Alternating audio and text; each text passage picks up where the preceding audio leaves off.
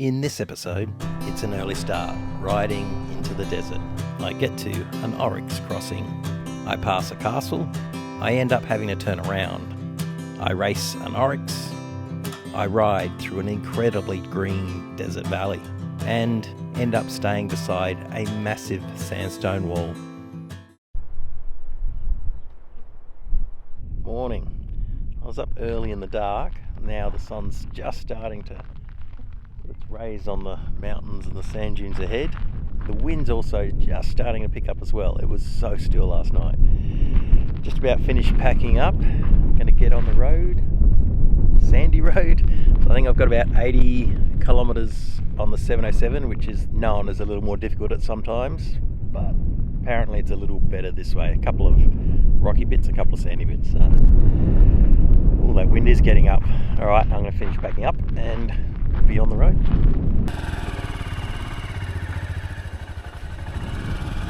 How's this for the first view in the morning?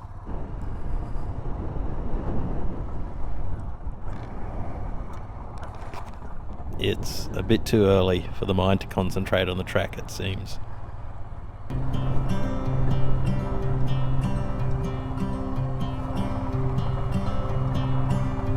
I could still see the moon shining rather brightly in the morning sky. As I rode out of the valley, I watched the sunlight make its way down the hills on either side. Some random donkeys beside the track.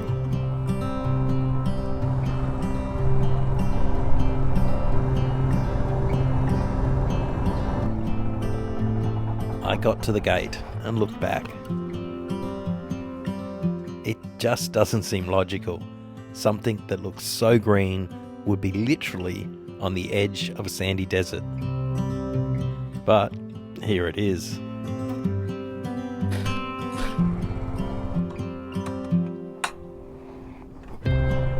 I don't think I would ever get sick of that view. I know it's minimalist, but there is just something about it. I got back onto the 707 track.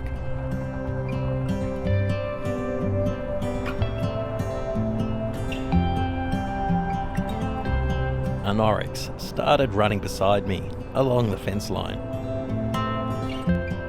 To my left ahead were a group of Oryx.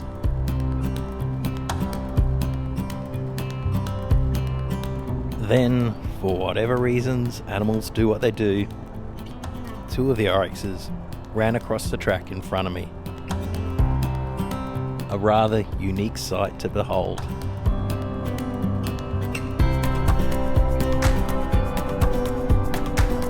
I got to a section they just started running the grader over. Should I go the old surface or the new graded one? I may as well try the graded one.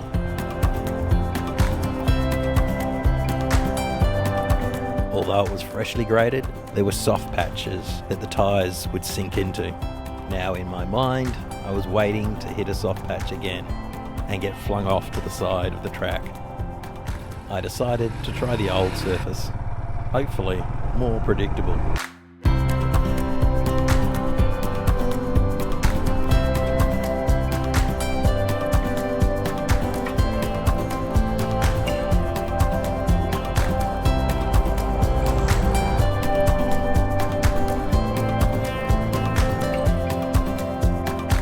As usual for me, I pulled over to get another photo.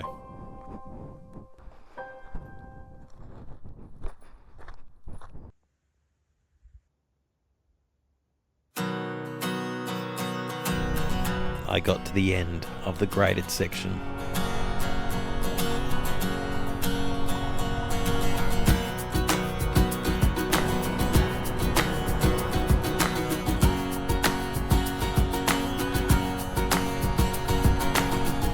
You can see what the rain from last week did to the track.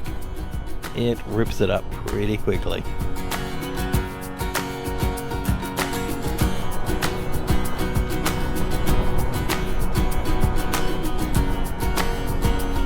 If the sun was in a different place, there would be a great photo.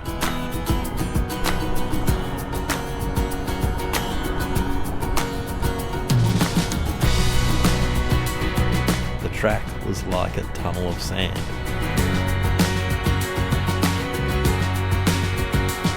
Ahead, I was approaching another mountain range.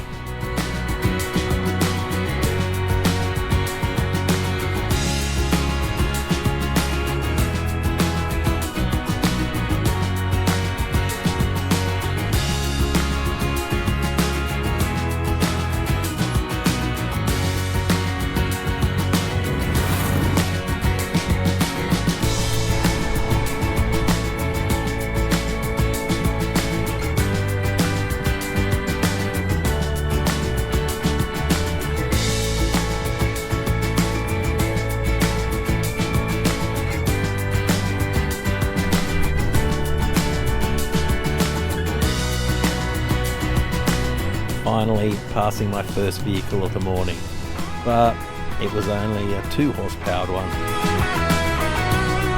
Well, there's proof there are actually other vehicles out here on the roads. But after that much dust, it's probably better not to come across anymore.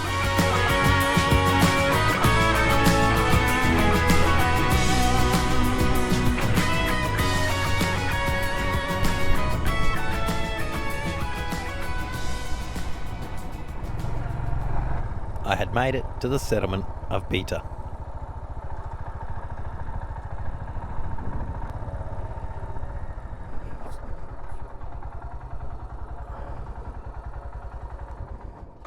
Just stopped for a quick top up really. I only used about half a tank of fuel through there. But that section, that 707 road was stunning. All the little valleys and yeah, there are some soft parts, but on the whole it's not that bad at all. Maybe I just got it at a good time.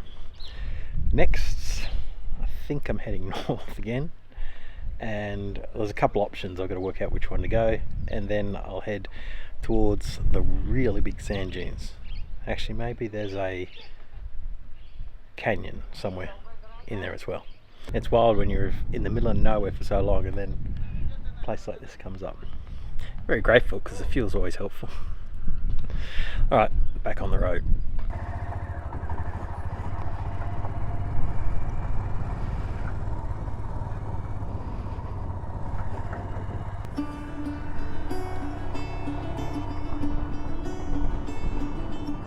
There was a marking on the map that said castle.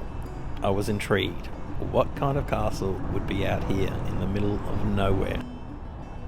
So I turned in.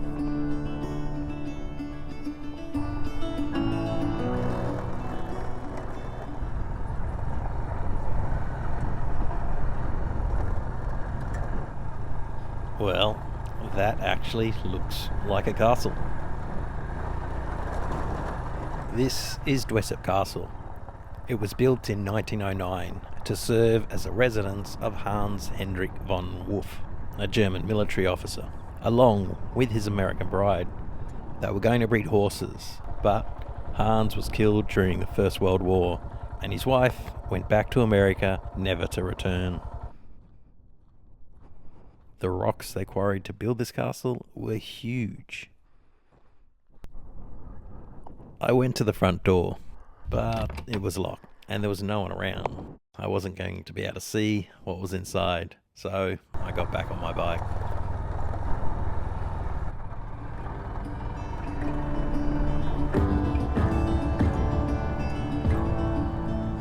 I then rode through rolling hills, with the surface constantly changing.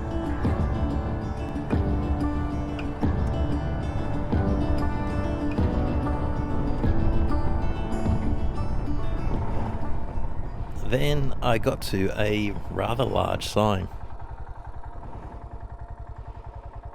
That's a bit of a bummer.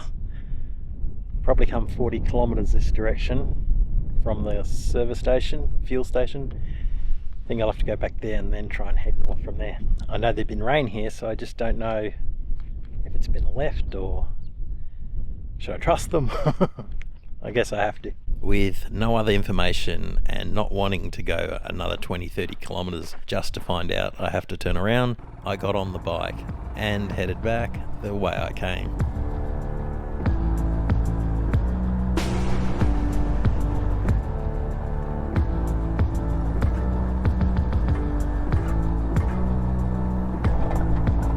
I made it back to the fuel station at Beta and pulled in under the only shade. I checked the map to make sure I could get through the other direction at the T intersection I'd come through. From the map, it all looked good. So I tried heading north again.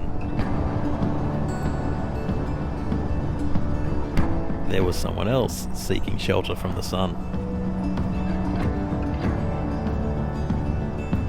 Where other roads had been a mixture of gravel and sand, this one was just sand to deeper sand. You get these sections that have a super straight road and you can see mountains into the distance, but it seems to take an eternity to get to the mountains. There was an Oryx ahead. I think it wanted to race.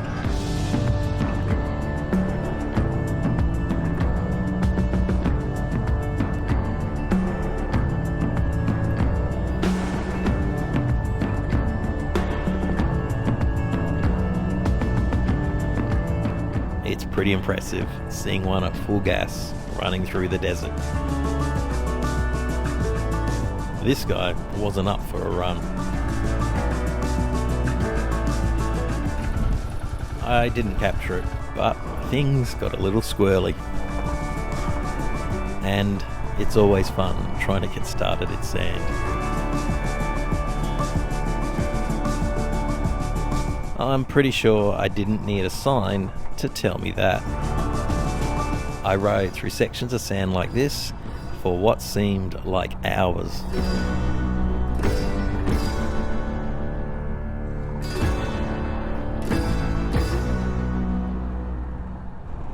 I came to an intersection. Two roads, both going to the same place and roughly around the same distance. One running beside the desert, the other going through a valley. After battling sand for the past few hours, I thought a change of track and scenery would be good. So I went with the valley road.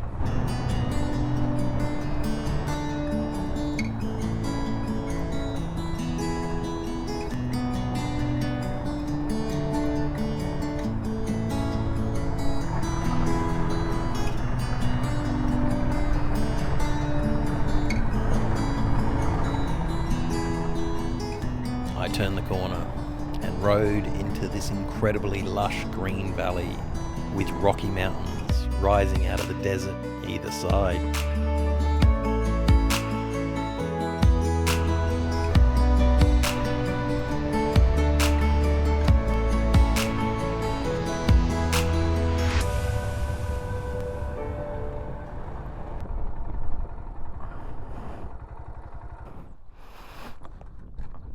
I saw this tree and thought it'd be a good spot to stop and have a drink in the shade. I'm glad I got off the number 27, as playing in all those sand pits was getting a little tiring. My hands were starting to cramp.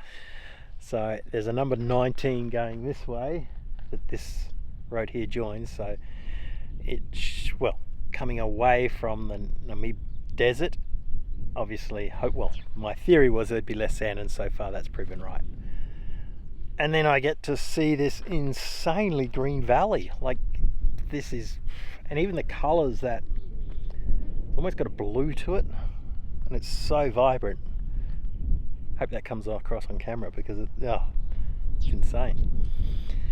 Well, it's 1:30 or 2 in the afternoon. I've got still 100 or maybe more kilometres, so keep on going and see what this valley's like, and we'll see what I think it's C19.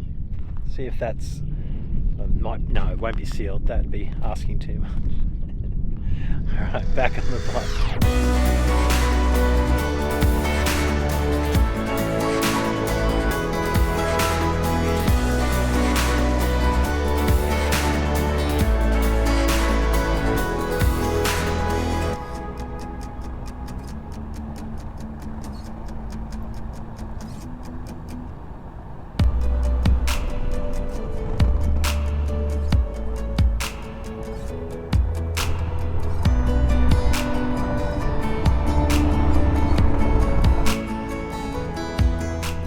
I made the turn onto the C19, heading back north. I slowed up as I noticed the jerry can on the left was moving a lot more than usual.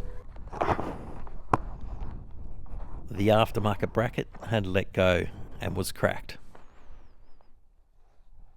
So I took the jerry can off, emptied it into the fuel tank, then strapped it onto the back. And that's why it's always good to travel with spare straps. You never know when you're going to need one.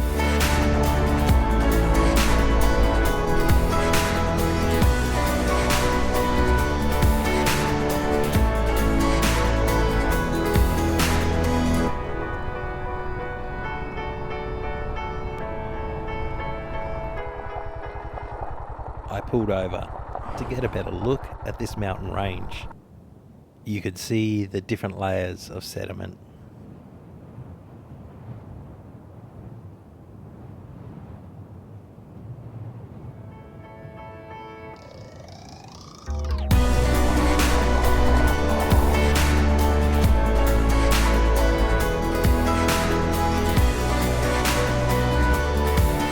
I passed through a large mountain range.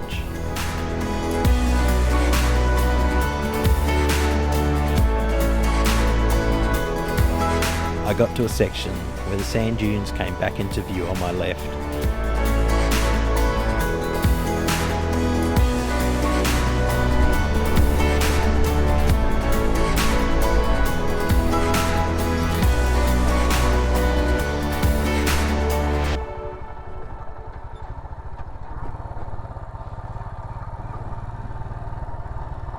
I had made it to the Namib Desert Lodge.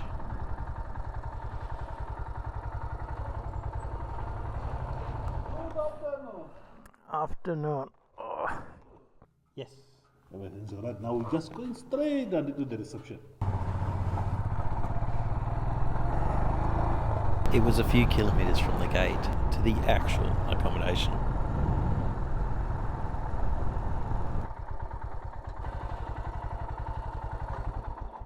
Good afternoon, sir. Hey boss. How are you? Sore. The Namib Desert Lodge was a welcome relief after a hot and long day on the bike. I'm feeling it a bit after today. After having a stand up most of the day because of corrugation and the sand, and my hand's a bit sore from holding on. So I made good use of the facilities and had a shower. Right outside the room is that huge rock face. It looks like sand almost. I made my way through the lodge and to the buffet meal. I may have gone up more than once. That sand wall in front of me, I'm going to check out tomorrow.